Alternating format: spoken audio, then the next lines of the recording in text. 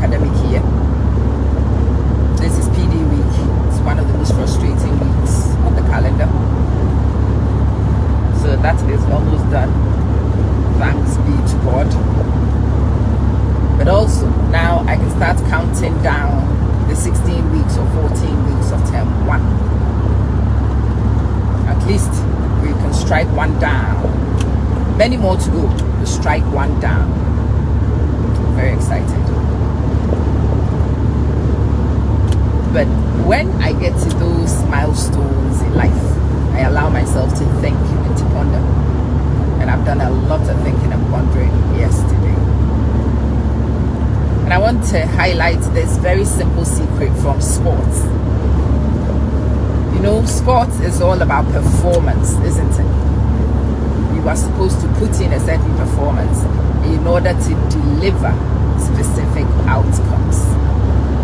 And in sports, some of the very best in the sport do something that other people who are in a similar position in other disciplines don't do. So in most other disciplines, when you are the best at the top of your game, you are left alone and you do it alone. You are a lone wolf. But in sports, even Cristiano Ronaldo still has, I always call him Cristiano, just so you know. I know he's an O, but I still call him Cristiano because it's fine.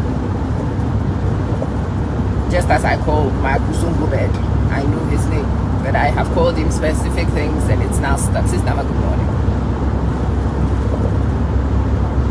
Yeah, Cristiano Ronaldo still does have a coach. And in fact, if you think about a lot of the top performers, they have the team coaches, but many of them also have personal strategists. Many of them have personal trainers. Many of them have people who sit with them to talk through, even if they are talking through their ideas, but they have people they spar off to. That's one of the secrets. In order for you to remain at the top, you must actually be at the top constantly. In order for you to constantly be at the top, to remain at the top, you've got to refine your performance. You cannot go off on past glory with sport. You won 10-0, the last match means nothing. The next match is a clean slate, and for that reason you must be top of your game for this match also. And the sportsmen seem to understand it. You might be the Olympic champion, but you can be defeated by anybody in your next race. Ezekiel, you can be defeated by anybody in your next race. And because of that, history counts for nothing when it comes to such performance. And for that reason, with that knowledge in place, a lot of sports people and the people in charge of them make sure that the top, the creme de la creme, still receive coaching. This summer, I did NYUAD Summer Academy. The kids that were selected to that program are the creme de la creme of high school kids. But you see, this country is well aware of the fact that you've got to feed into the creme de la creme in order to make them even more creamy. So they whipped them off and brought them in so we could give them this incredible program. They are much better for the coaching and mentorship they received this summer. So I'm asking you, who has turned the camera on for 3 months, just because you've got 500, 1 million followers, you are settled and you no longer require coaching? You learned how to make hats and you are now making fashionistas. Yes, the fashionistas are good crafts. Yes, but is that it? Are you done? You don't learn anymore? Are you stuck? You're a public speaker, you've written a few speeches, great, wunderbar. Because of that, are we done? No. This summer, as I was talking to the students in this program, I mentioned the mentorship and coaching that I still receive. And many of the children were like, do you still receive coaching? Yes. But is that it? Are you done? No. This summer, as I was talking to the students in this program, I mentioned the mentorship and coaching that I still receive. And many of the children were like, do you still receive coaching? Yes. But is that it? Are you done? No. you still receive mentorship? Yes, even for content creation. After 7 years, I still do receive coaching. I still do courses. I still try and refine. And that's because I know the secret from sport. You must receive continual refinement. And initially, when you start with a mentor or a coach, they might end up telling you what to do because initially you are a novice, you don't know what to do. And they will tell you what to do and you do it. But you transcend that, you transcend that. Coaching does not limit itself to that throughout. No, at some point, you will have the question, you will have the ideas, and it will be you sparring off your coach. Hey, this is what I'm doing. Have a look. What do you see? Hi, Prosper. Yeah, Abena. This is what I'm doing. Do you want to come and watch me do it and give me some feedback? I watched an excellent teacher, an award-winning teacher in a podcast. And she was explaining, she is in her 19th year of teaching. She's been doing this for a long time. She is award-winning, but she got herself a coach.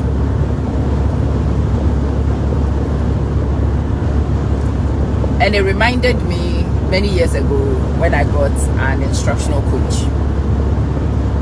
The instructional coach asked for footage of my classroom practice, so I recorded a series of lessons, I think 3 or 4 she asked for, and I recorded them and I sent them. In those days there was a machine that you recorded in and you posted the machine to the coach, and she watched my footage. And she sent me some interesting observations that I had not made. Apparently, when I walk the class, and I patrol, just to make sure that the children were doing what they were supposed to do, and also to see the quality of their work, to see some of their answers, and be able to feed into their learning in real time. But she noticed that I always started my patrol from the door.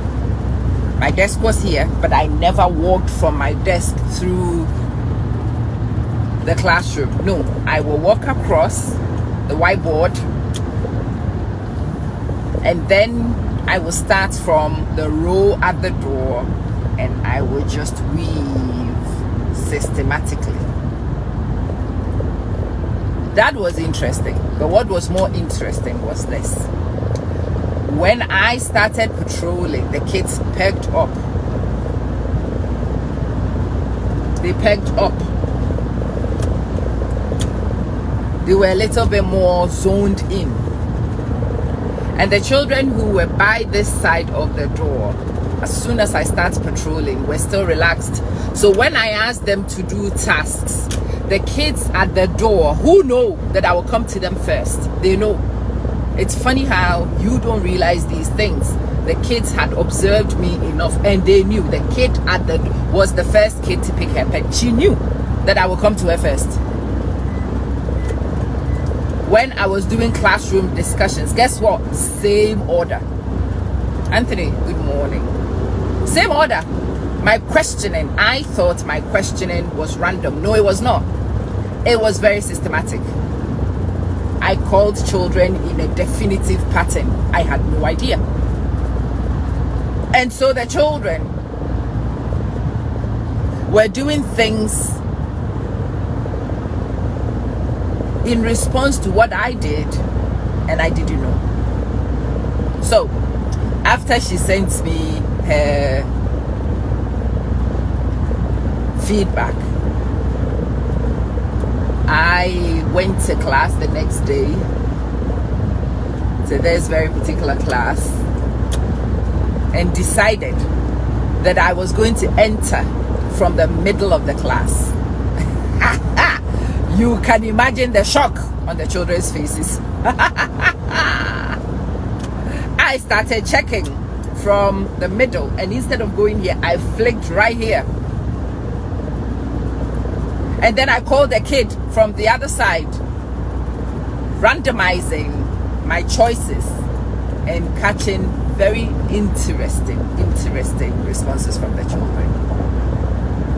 The children had shock on their face. And a kid like me who doesn't know how to contain puts her hand up and she says, "Miss, why have you changed the way you go around the classroom?" I'm like, "What?" "Yeah, you always start from there and then you get to me in 2 minutes and I have extra time to organize my thoughts. Why are you here right now?" Yeah. See, that's the thing with coaching. There are certain things you do that you yourself will not pick up. You are too far in. You are too far deep in.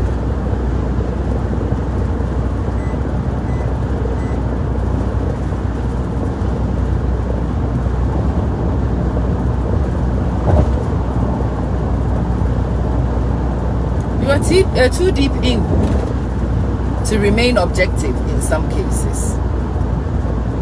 Sometimes it takes somebody else with a bird's eye view to see across the horizon, to spot certain things and tell you. At this point, I was at the pinnacle of my career. I was getting results like you will not believe. The inspectors loved what they see when they come to my class. Yeah, they do.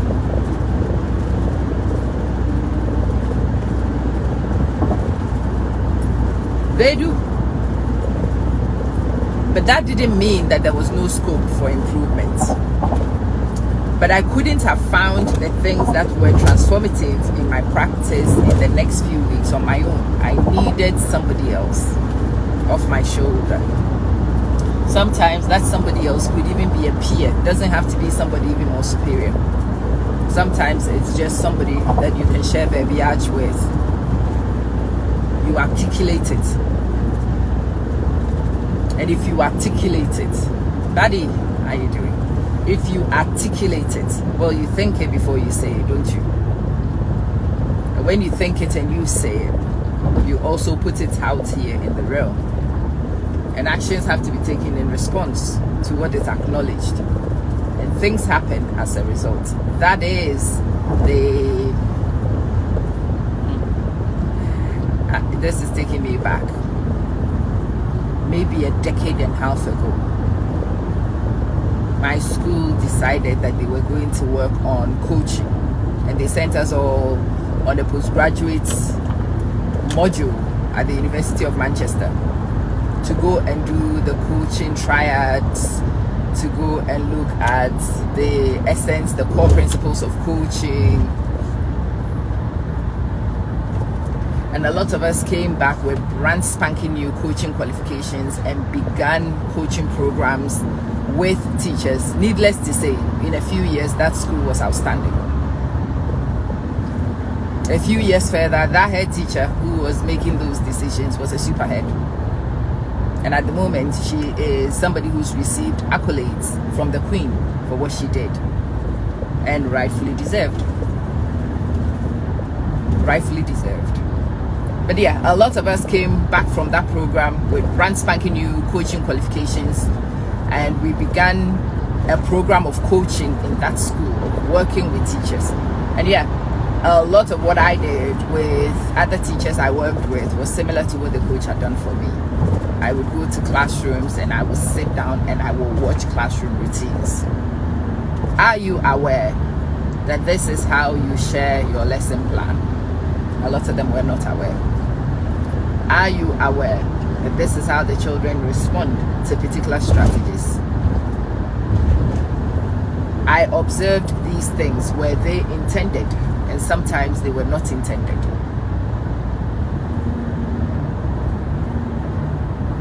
Sometimes they were unintended but helpful. But other times they were unintended but counterproductive. Loretta, how are you doing?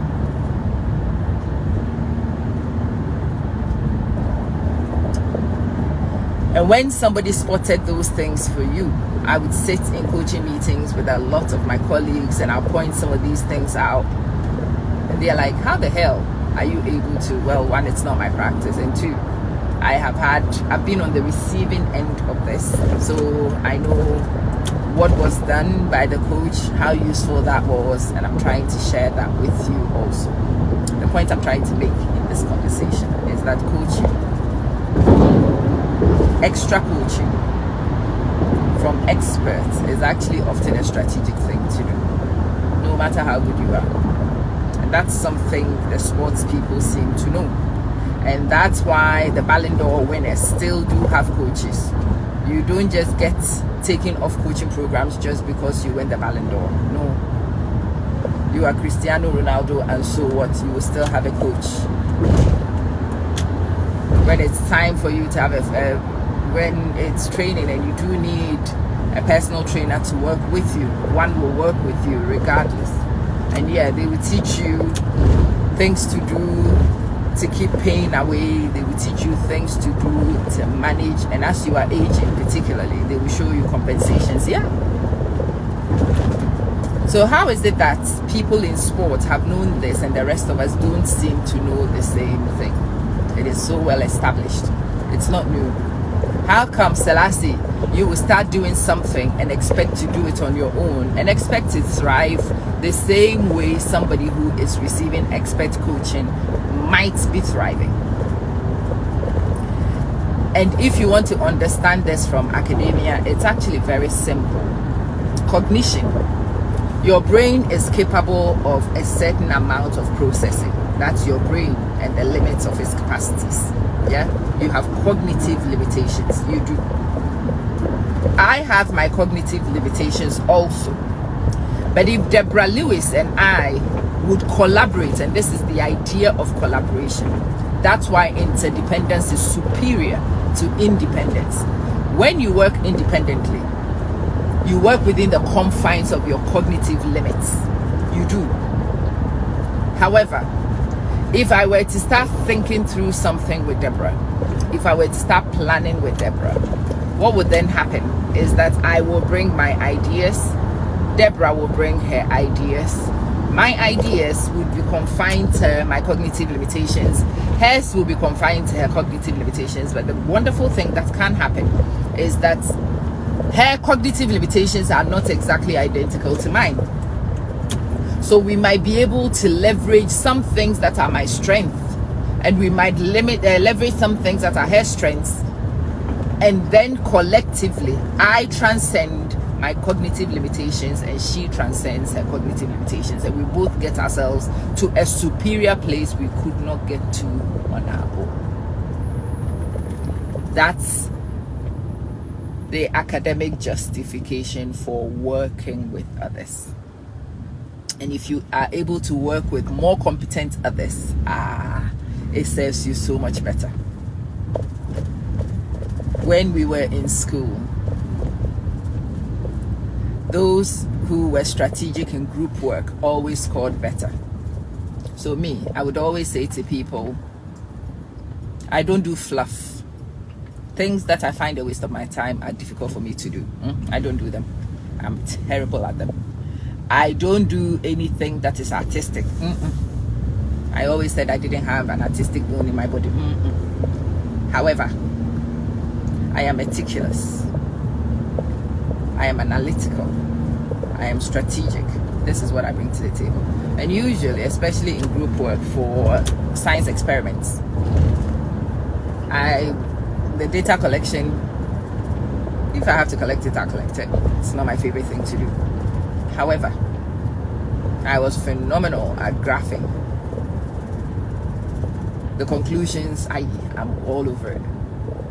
The evaluations, I'm very good. So I did a postgraduate course, well, a decade and a half ago now. My goodness. How is it that time has gone so fast? Yeah. My God. 2010 to 2011, I was doing this. What happened to time? Anyway, in this program,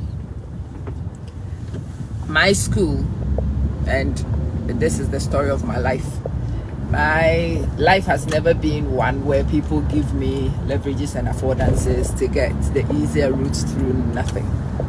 Anyway, my school will not let me go early, even though they would have been paid to have a cover teacher cover me for the afternoon.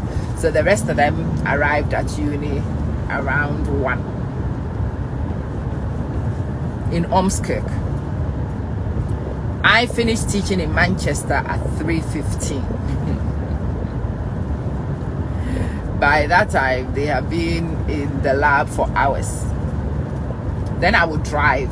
So normally, the earliest I would get to Ormskirk would be around 4:30. Okay? Yeah, Kathleen. That's the earliest I would get. And so this group of women and I very quickly figured out something. They were going to be there at the beginning, and I was in O'Brien, how you doing? And I wasn't going to be there. But they could do the experiments, they could do the note taking, but they also couldn't do the analysis as well as I did. So we came up with a syndicate. They will get in and they will do the practical. I will not be there for the practical. They will have the data and they would have everything ready for me. And when I got here, they will give me the data and a Red Bull. Every single Wednesday when I arrived, there would be the data set in my place and a cold Red Bull waiting.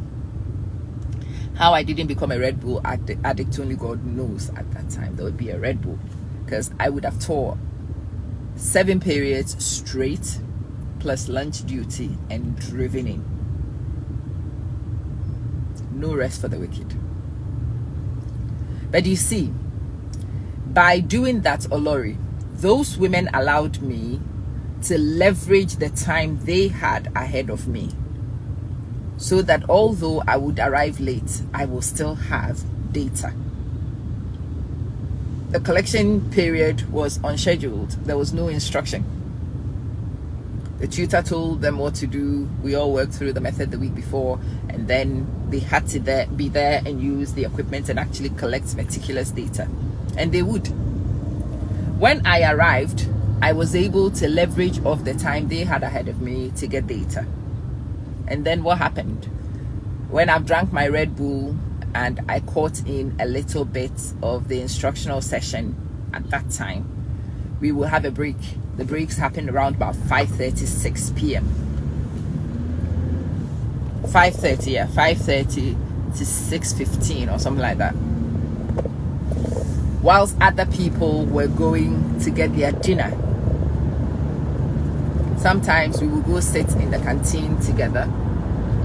Often they would go to the canteen and bring food for me so that I could sit in the lab and draw the graphs and write the conclusions and analysis and evaluations. And then we would all pull that together and we would submit it as group work. And it was very effective group work. Our tutor was very happy about it because he knew that the girls collected the data, but he also knew that I did the analysis and that every member of that group fed into what we did. And so the mark we got was a reflection of the group.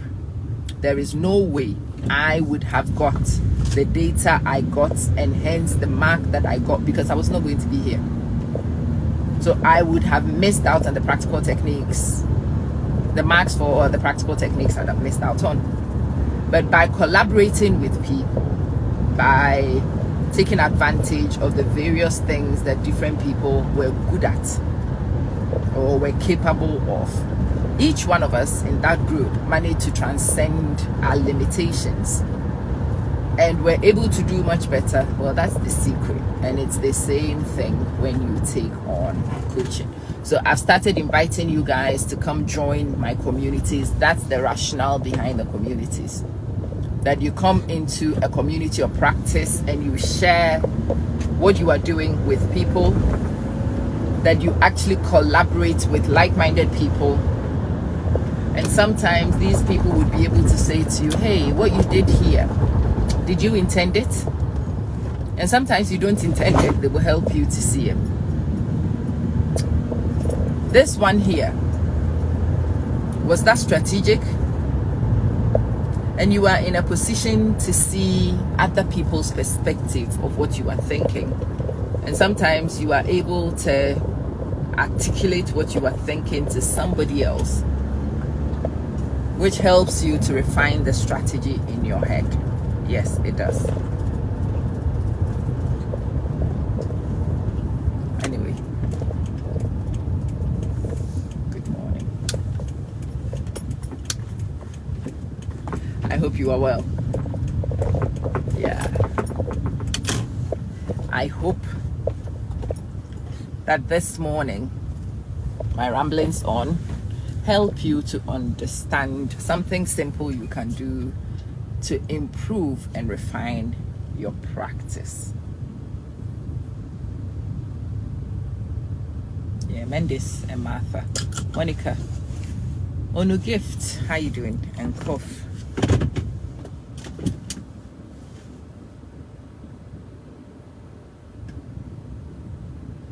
How do you say your name? Kachmira?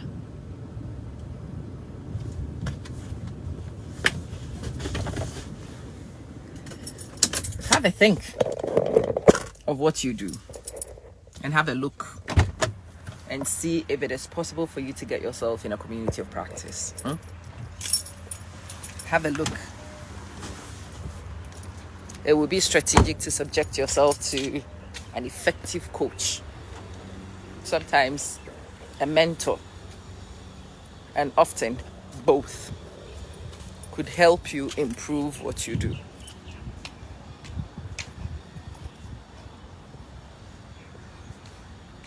Getting other people's perspective is good. It's very good. At the very least, see more, and they can ask you and help you think through what you've been doing and find the strategy in it. This morning is a short one, so let me go do it. When I am done,